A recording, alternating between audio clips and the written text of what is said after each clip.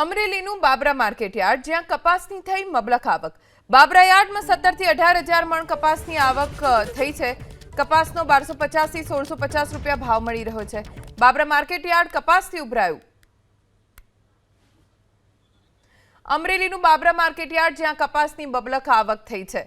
Babra market yard કપાસથી ઉભરાયું કેમ કે લગભગ 17 થી 18,000 મણ કપાસની આવક બાબરા માર્કેટયાર્ડમાં થઈ છે। કપાસનો ભાવ મળી રહ્યો છે 1250 થી 1650 રૂપિયા સુધીનો। બાબરા માર્કેટયાર્ડમાં ખૂબ મોટા પ્રમાણમાં કપાસ લઈને આવતા ખેડૂતોની લાઈન જોવા મળી રહી છે। કપાસની આવકમાં વધારો જોવા મળેલ છે। 17 થી 18,000 મણ કપાસની આવક આજ બાબરા યાર્ડમાં થવા પામેલ છે। કપાસના ભાવ 1250 થી લઈને 1650 રૂપિયા સુધીના ઊંચા ભાવ જોવા મળ્યા છે।